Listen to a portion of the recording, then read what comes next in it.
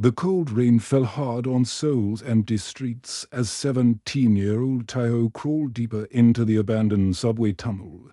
His stomach growled loudly, reminding him that the piece of stale bread in his backpack was all he had left. 3 days without a real meal. 3 days of people walking past him like he was invisible. He pulled his thin jacket tighter and tried to ignore the water dripping from the tunnel ceiling. This place had become his home after the orphanage kicked him out on his 18th birthday. No family, no money, no future, just him and the rats that screamed through the darkness. A strange sound echoed through the tunnel, not the usual city noise. This was different, like metal scraping against stone. Followed by a weak whimper, Taeho grabbed his small flashlight and moved toward the sound, near the tunnel entrance. Where it opened to the Han River walkway, something was lying in a pool of dark liquid. At first, he thought it was just garbage. Then it moved. "What the hell?" Taeho whispered, shining his light on the creature. It looked like a dog, but not quite right. Its fur was deep black with strange blue streaks running through it. The animal was breathing heavily, clearly in pain. But what made Taeho step back were the wounds covering its body. They weren't normal cuts or bites. These looked like someone had sliced the creature with laser beams, leaving perfectly straight lines that glowed faintly at the edges. The dog tried to lift its head when the light hit it. That's when Taeho saw its eyes. They weren't brown or black like normal dogs. They were golden. But not just golden. They actually glowed, like someone had put tiny LED lights inside them. "Okay, this is seriously weird," Taeho muttered, but he couldn't just walk away. The creature whimpered again, and despite how strange it looked, Taeho heard real pain in that sound. He'd made that same sound himself many times during cold nights, on the street. He knelt down slowly, not wanting to scare the injured animal. "Hey there, buddy. You look like you've had a really bad day." The dog's glowing eyes focused on him. For a moment, Taeho could swear the creature was studying him, like it was trying to figure out if he was dangerous. Then it relaxed slightly, as if it had decided he was safe. Taeho looked at the wounds more closely. The cuts were deep and seemed to be bleeding some kind of thick, silver liquid instead of regular blood. The metallic smell made his nose wrinkle. Whatever had hurt this animal, it definitely wasn't another dog or even a car accident. "What happened to you?" he asked softly, reaching out to gently touch the creature's head. The moment his fingers made contact, something incredible happened. A warm feeling spread through his hand, like touching a heating pad. The dog's eyes grew brighter. Taeho felt a strange tingling sensation in his mind for just a second. He could swear he heard a voice that wasn't his own. "Help, please." Taeho jerked his hand back, heart pounding. "Did you just—" "No way. I'm losing my mind from hunger." But the dog was still looking at him with those impossible golden eyes, and Taeho knew he couldn't leave it here to die. He'd been abandoned by everyone else in his life. He wouldn't do the same to this creature, no matter how weird it was. He pulled his water bottle from his backpack, only half full, and it was supposed to last him until tomorrow. But the dog needed it more than he did. "Here, drink this," he said, pouring water into his cupped hand and holding it near the creature's mouth. The dog lapped at the water gratefully. As it drank, the silver bleeding seemed to slow down a little. Taeho then took off his jacket and tore a long strip from the lining. It was his only warm clothing, but those wounds needed to be covered. As he wrapped the makeshift bandage around the deepest cut, the dog made a sound that was almost like purring. The golden glow in its eyes pulsed gently, and again Taeho felt that strange warmth. "You are not from round here, are you?" he said, mostly to himself. While he worked, Taiho noticed other strange things. The dog's paws were slightly larger than normal, with what looked like small, retractable claws. Its ears moved independently of each other, constantly swiveling like satellite dishes picking up signals. And when it breathed, there was a faint humming sound, like machinery running quietly. After bandaging the worst wounds, Taiho sat back and pulled out his piece of stale bread. His stomach cramped with hunger, but he broke the bread in half and offered part to the dog. "We're both pretty pathetic, aren't we?" he said with a sad smile. The creature ate the bread carefully, and as it did, its injuries seemed to heal even faster. The silver bleeding stopped completely, and some of the smaller cuts began closing on their own dots as Taiho watched this impossible healing happen. He realized his life was about to change in ways he couldn't imagine. Taiho woke up to the sound of footsteps echoing through his tunnel. Heavy boots, multiple people, coming straight toward his hiding spot. His heart jumped as he quickly stuffed his few belongings into his backpack. Had someone reported him for trespassing again? The strange dog from last night was still there, curled up next to him. Its wounds looked much better, almost completely healed. Those golden eyes opened and looked directly at the tunnel entrance, like it could sense the approaching visitors too. "Stay quiet," Taiho whispered to the creature, though he wasn't sure why he bothered. Dogs couldn't understand complex instructions, but this dog seemed to nod, which sent another chill down his spine. Bright flashlight beams cut through the darkness, and then he heard a woman's voice. "Taiho Kim, are you in there?" How did they know his name? He'd been living off the grid for months, avoiding all official contact. Panic shot through him as he considered running deeper into the tunnel system. "Please don't be afraid." The voice continued, "I'm Mayor Park Sujin. I need to speak with you about what happened last night." Mayor Park, the actual mayor of Seoul, was in his dirty tunnel. This had to be some kind of mistake or dream. 3 figures appeared at the edge of his makeshift camp. The woman in front wore an expensive-looking coat and had the confident posture of someone used to being in charge. Behind her were 2 men in dark suits who looked like government agents from a movie. "There you are," Mayor Park said, her voice surprisingly gentle. "And there's our friend." She was looking directly at the dog, which had stood up and was now staring at the newcomers with those unsettling glowing eyes. "I don't understand," Taiho said, backing against the tunnel wall. "What do you want? I wasn't doing anything illegal." Mayor Park smiled, but it wasn't the fake politician smile he'd seen on TV. This looked genuine, almost excited.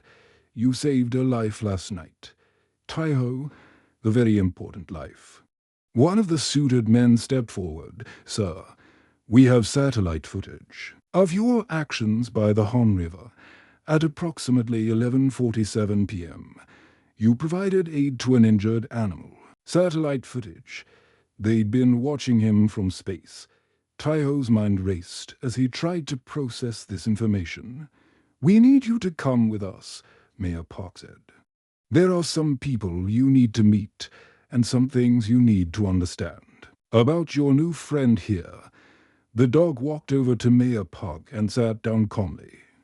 Like it knew exactly who she was, she reached down and scratched behind its ears.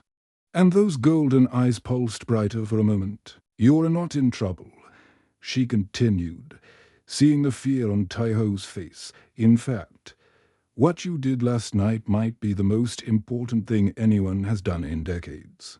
The second agent spoke into a small device on his wrist. "Base, this is Team 7. We have both subjects requesting immediate transport to City Hall." "Transport?" Taiho asked. "Look, I appreciate whatever this is about, but I can't go anywhere. I don't have papers." Identification. Nothing official, Mayor Park exchanged a look with her agents. Taiho, after today, you won't need to worry about papers or identification ever again. Your life is about to change in ways you can't imagine.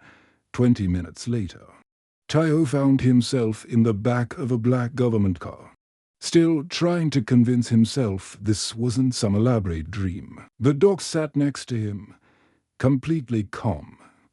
Like riding in luxury vehicles was perfectly normal. City Hall looked different when you arrived in a government convoy instead of begging for scraps outside. People stared as Mayor Park personally escorted him through the main entrance, past security checkpoints that opened automatically. "Sir," one of the agents said quietly to Mayor Park, "Dr. Lee is waiting in the secure conference room. The translation equipment is ready." Translation equipment. What language were they planning to speak? They took an elevator to a floor Taiho was pretty sure wasn't on any public building directory. The hallway was lined with doors marked with symbols he didn't recognize, and the air hummed with the sound of advanced electronics. Mayor Park stopped at a door marked Xenological Research Division and turned to face him. "Taiho, before we go in, I need you to understand something. Everything you thought you knew about the world, about Earth's place in the universe, is about to change. The creature you saved last night isn't from our planet." "What do you mean?" "Not from our planet," Taiho asked, though deep down he'd already suspected something like this. "I mean, it's from another world, traveling among the stars, and its species has been watching us, studying us, for a very long time." The dog looked up at Taiho and made a sound that was definitely not a normal dog sound. It was more like electronic music, a series of tones and frequencies that somehow felt familiar. "They've been waiting for someone like you," Mayor Park continued, "someone who would show kindness to a stranger, even when they had nothing to give." She opened the door, revealing a room filled with technology that looked like it belonged in a science fiction movie. Screens covered the walls, showing star maps and what looked like spacecraft moving through deep space. A woman in a lab coat looked up from a computer terminal. You must be Taiho. I'm Dr. Lee Min-young, and I've been very excited to meet you." The dog walked straight to Dr. Lee, who knelt down and began speaking to it in those same musical tones. The creature responded with its own series of sounds, and somehow Taiho could tell they were having a conversation. "Welcome to humanities. First contact with galactic civilization," Dr. Lee said, turning back to Taiho. "And congratulations, you've just become the most important person on Earth." Dr. Lee gestured for Taiho to sit in a chair facing the largest screen in the room. The dog, or whatever it really was, positioned itself right next to him, those golden eyes never leaving his face. "What you're about to learn will sound impossible," Dr. Lee said, pressing buttons on a control panel. "But I need you to keep an open mind." The screen flickered to life, showing what looked like Earth from space. But this wasn't a normal satellite image. Strange, sleek ships were visible in orbit, their surfaces reflecting starlight like mirrors. "For the past 50 years, Earth has been under observation," Dr. Lee continued, "not by our own governments, but by an advanced alien civilization called the Velari." Taiho stared at the ships on screen. They were beautiful in a way that human technology wasn't, curved and organic looking, like they had grown rather than been built. "The Velari are part of something called the Galactic Harmony," Dr. Lee explained. "It's like the United Nations, but for entire star systems. Thousands of different species working together, sharing technology, protecting each other. And they've been watching us," Taiho asked, his voice barely above a whisper, "testing us." Mayor Park corrected, "The Galactic Harmony doesn't just invite anyone to join. A species has to prove they're ready. that they won't use advanced technology to destroy themselves or others. The dog made those musical sounds again. And Dr. Lee nodded like she understood perfectly. KYO here says the testing has been going on much longer than we thought. She translated. Nearly a century. KYO. Taiho looked down at the creature. That's your name, the dog. KYO looked up at him and made a sound that definitely seemed like agreement. Then something incredible happened. The air around KYO shimmered. Like heat, waves rising from hot pavement. His form began to change. Taiho jumped back as the dog's shape dissolved. What took its place was still small, about the same size, but definitely not from Earth.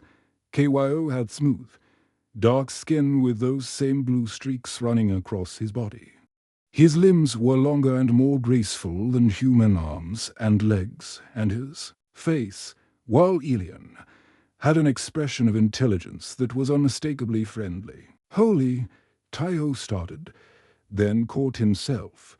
You're really an alien. KYO nodded and spoke, not in barks or musical tones, but in perfect Korean. I apologize for the deception, Taiho. The disguise was necessary for my mission. You can talk, or Velari can communicate telepathically once we establish trust with another being. KYO explained, last night, when you touched me, you opened that connection. Dr. Lee pulled up another screen showing what looked like a star map. KYO is what they call a cultural observer. His job was to live among humans, studying how we treat each other. Especially how we treat those who are different or in need. But something went wrong, Mayor Park added, her expression growing serious. The screen changed to show a different type of spacecraft. Where the Velari ships were graceful and beautiful, these were all sharp angles and dark metal. They looked like weapons built to fly through space. The Zephyrians, KYO said. And even speaking telepathically, Taiho could hear the fear in his voice. They are a warrior species that believes only the strong deserve to survive.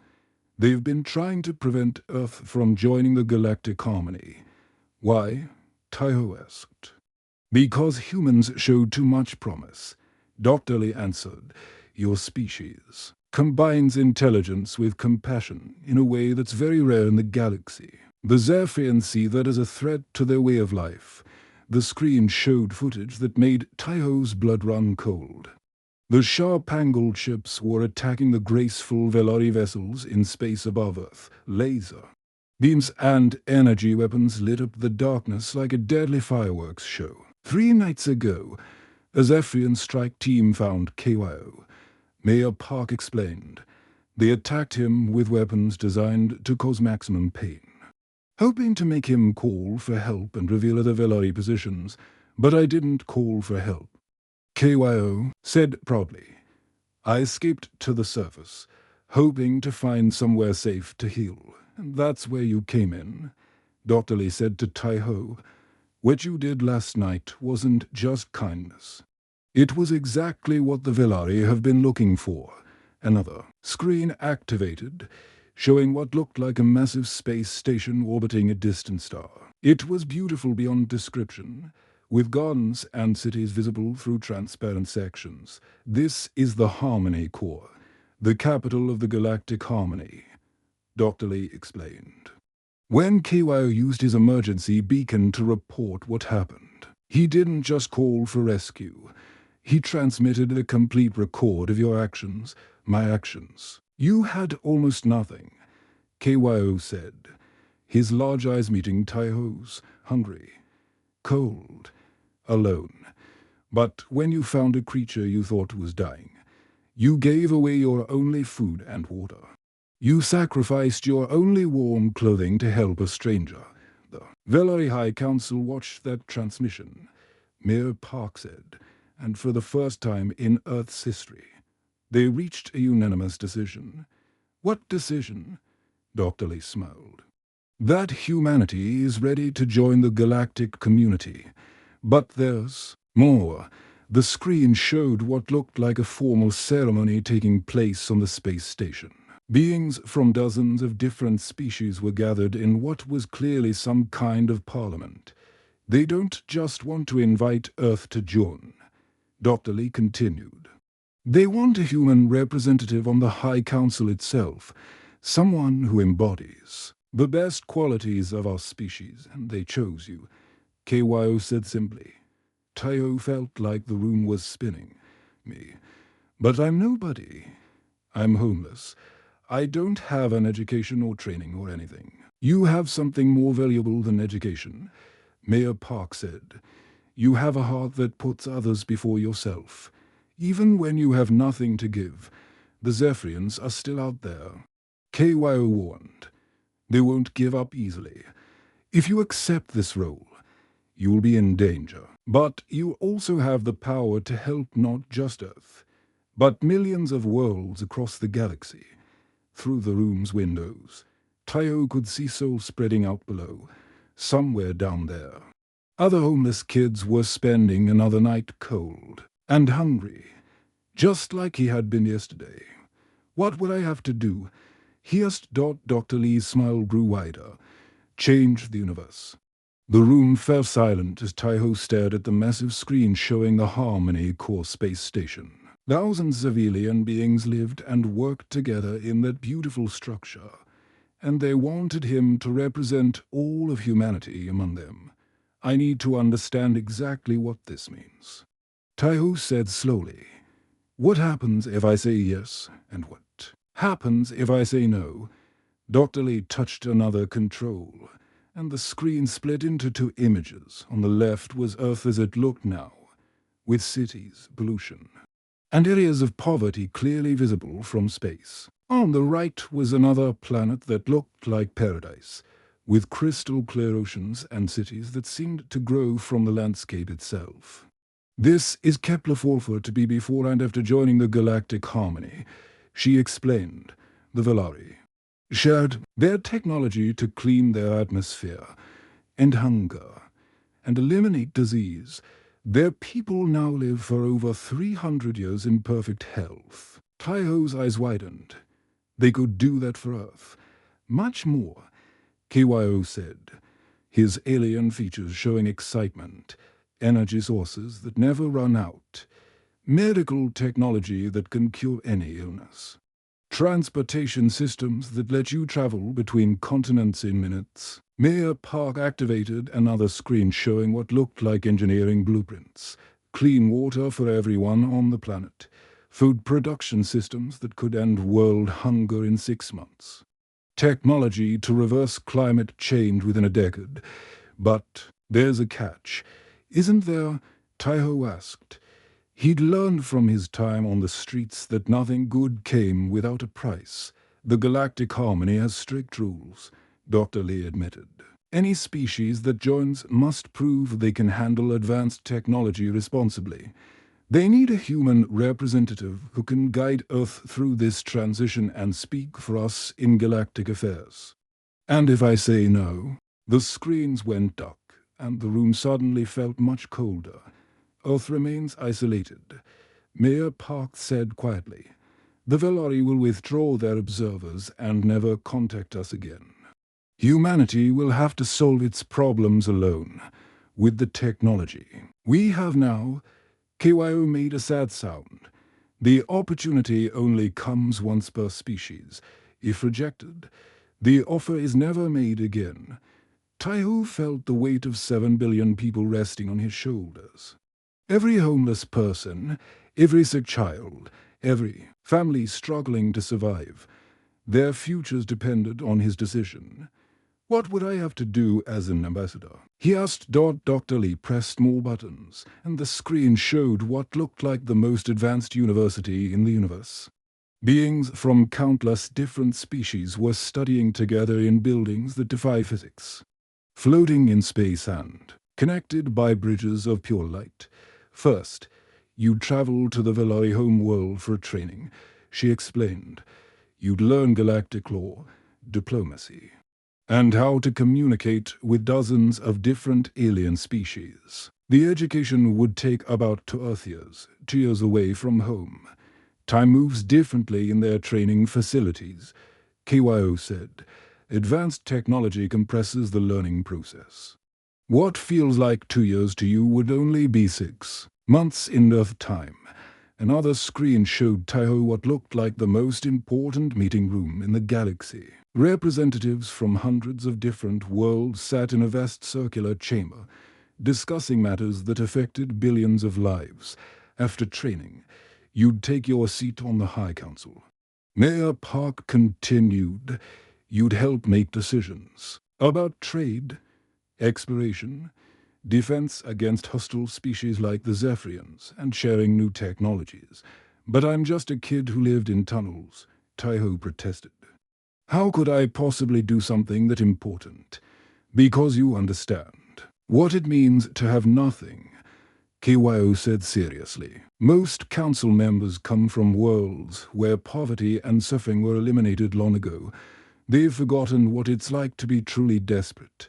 Earth needs someone who remembers. Dr. Lee showed him footage of the Zephyrian attacks. The warrior aliens were ruthless, destroying entire colonies that wouldn't submit to their rule. The galaxy is becoming more dangerous, she said. The Zephyrians are gathering allies. Species that believe only the strong should survive. They're building an empire based on conquest and fear. The harmony needs Earth's unique perspective, KYO added. Humans have a gift for bringing different groups together, for finding solutions that help everyone instead of just the powerful. What about my life here? Taiho asked. I know it's not much, but Seoul is my home. Mayor Park's expression softened. If you accept, you maintain a residence on Earth. Ambassadors get regular leave to visit their homeworlds, and your family would be provided for. I don't have any family. You'd have the resources to help other homeless youth, Dr. Lee said. Imagine being able to set up programs that ensure no child ever has to live on the streets. Again, the screens round the room began showing scenes from across the galaxy. Peaceful worlds where different species worked together. Incredible technologies that seemed like magic. And vast libraries containing the knowledge of thousands of civilizations. But they also showed the darker side. Zephyrian warships destroying planets that refused to surrender, entire species fleeing their homeworlds as refugees, the growing shadow of an empire that saw compassion as weakness. How long do I have to decide? Taiho asked. KYO looked toward the window, where the first hints of dawn were appearing over Seoul's skyline. The Velari flagship arrives in Earth orbit tomorrow night. If you're going to accept, you need to board before they leave. And if the Zephyrians find out about this, they'll try to stop you. Dr. Lee said grimly. They've been monitoring Earth's communications. They know something important is happening, but they don't know what yet. Suddenly, alarms began blaring throughout the building. Red lights flashed. And Dr. Lee rushed to her control panel. What's happening? Mayor Park demanded. Zephyrian scout ships just entered Earth's atmosphere, Dr. Lee said. Her face pale. They're heading straight for Seoul, through the windows. Taiho could see dark shapes moving across the morning sky. Too fast and angular to be human aircraft. They're looking for me, KYO said quietly. And now they're looking for you too. Taiho, the choice just became more urgent. Mayor Park said, whatever you decide, you need to decide now. The Zephyrian scout ship screamed across Seoul's skyline like black arrows cutting through the morning air. Their engines made a sound like tearing metal that shattered windows in the tallest buildings. People on the streets below pointed and screamed, thinking it was some kind of military exercise gone wrong. They're scanning for Velari energy signatures, Dr. Lee said, her fingers flying across the control panel. KYO, you need to get out of here. I won't leave Taiho, KYO said firmly. If the Zephyrians capture him, They'll torture him for information. About our operations, Taiho watched the alien warships circle the city like hungry vultures. Each one was about the size of a fighter jet, but covered in spikes and weapon ports that glowed with deadly energy. He thought about all the innocent people down there who had no idea their world was about to change forever. "I've made my decision," he said quietly. Everyone in the room turned to look at him. Outside, the Zephyrian ships were getting closer, their scanners painting red beams across the government building. "I accept," Taiho said, louder this time. "I'll be Earth's ambassador." Mayor Park smiled despite the danger. "Are you sure? Once we call the Velari ship, there's no going back." "I've been thinking about what KYO said, about remembering what. It's like to have nothing." Taiho looked out at Seoul, his city, spread out below. "Every person down there deserves a chance at something better. If I can help make that happen, then I have to try." Dr. Lee pressed a large blue button on her console. "Velari Command, this is Seoul Station. The ambassador has accepted, requesting immediate extraction." The response came in those musical tones that somehow Taiho could now understand. "Extraction confirmed. Prepare for emergency pickup." Zephyrian hostiles detected. Suddenly, the building shook as something massive passed overhead. Through the windows, Taiho saw the most beautiful spacecraft he could imagine. The Velari flagship was enormous, easily the size of 3 city blocks. But it moved through the air like it weighed nothing at all.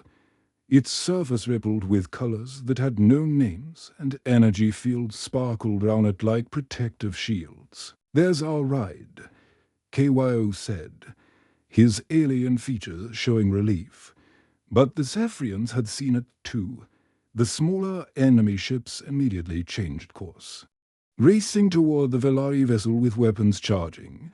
Bright red energy beams lanced through the sky as they opened fire. The Velari ship's shields deflected the attacks, creating brilliant flashes of light that lit up the entire city. But more Zephyrian ships were arriving, emerging from some kind of cloaking field that had hidden them in Earth's upper atmosphere.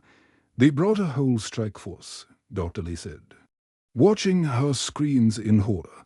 "There must be 20 ships out there. The Velari don't fight unless they have to," KYO explained, worry clear in his voice. "Their ship is designed for exploration and diplomacy, not warfare," as if to prove his point. The graceful alien vessel was clearly struggling against the aggressive Zephyrian attack. Its shields flickered under the constant barrage of weapons fire, and it had to keep moving to avoid being surrounded. "How are we supposed to get to the ship?" Taiho asked. His answer came in the form of a beam of blue light that suddenly filled the conference room. When the light faded, 3 figures stood before them. They looked similar to KYO but taller, wearing what appeared to be advanced armor that shifted, colors like oil and water. "I am Commander Zara of the Velari Diplomatic Corps," the center figure said, speaking perfect Korean. "We are here to escort Earth's new ambassador to safety." "What about the battle outside?" Mayor Park asked. Commander Zara's expression was grim. "Our ship can handle the Zephyrians, but not for long. We must leave immediately." Taiho looked round the room one last time. Dr. Lee gave him an encouraging nod. Mayor Park squeezed his shoulder. "Make us proud," she said. "I will," he promised. The Velari soldiers activated some kind of personal shield generator, surrounding the group in a bubble of the same blue energy. "Hold on." Commander Zara warned. The world dissolved round them. Taiho felt like he was flying through a tunnel of pure light, with Seoul shrinking away below him. Within seconds, they materialized inside the Velari ship. The interior was unlike anything Taiho had ever imagined. The walls seemed to be made of living crystal that pulsed with soft light. Gardens with impossible plants grew in zero gravity, their roots floating freely in the air. and the technology was so advanced it looked more like art than machinery. "Welcome aboard the Harmony's Dream," Commander Zara said. "Your quarters are prepared, but first you should see this." She led him to what appeared to be the ship's bridge, where a massive transparent dome gave a perfect view of space round them. Earth hung below them, beautiful and blue. While the Zephyrian ships continued their attack, "Are we just going to run away?" Taiho asked, feeling guilty about leaving the battle behind. "Watch," KYO said, pointing toward the edge of Earth's atmosphere. More ships were arriving, but these weren't Zephyrian. Dozens of vessels from different species were dropping out of hyperspace, all bearing the symbols of the Galactic Harmony. Some looked like living creatures, others were geometric shapes that hurt to look at directly, and a few appeared to be made entirely of light. "The cavalry," Commander Zara said with satisfaction. "When we announced Earth's acceptance into the Harmony, every species in our sector volunteered to help protect your world. The space battle that followed was unlike anything in human imagination. Energy weapons painted the darkness with every color of the rainbow. Ships that moved faster than thought engaged in combat that followed three-dimensional tactics no human military had ever conceived. But it was clearly one-sided. The Zephyrians, for all their aggression, were vastly outnumbered and outgunned. Within minutes, their surviving ships were retreating toward the outer solar system. "Earth is now under Galactic Harmony protection," Commander Zara announced. "The Zephyrians won't dare attack a member world." As the Harmony's Dream began its journey toward the stars, Taiho pressed his hand against the transparent dome and watched Seoul grow small below. The city lights twinkled like stars, and he thought about all the people down there who would wake up tomorrow to a completely different world. "Nervous?" KYO asked, joining him at the observation dome. "Terrified," Taiho admitted, "but also excited. A week ago, I was just trying to find enough food to survive another day. Now I'm going to help govern the galaxy. The best leaders are often the ones who never expected to lead." Commander Zara said, "Your compassion for a wounded stranger has literally changed the course of galactic history." As Earth faded to a small blue dot behind them, Taiho made a silent promise. He would learn everything he could, work harder than anyone expected, and never forget the homeless boy from Seoul's tunnels who had shared his last piece of bread with a creature in need. Sometimes the smallest acts of kindness really do create the biggest changes across the universe. The end.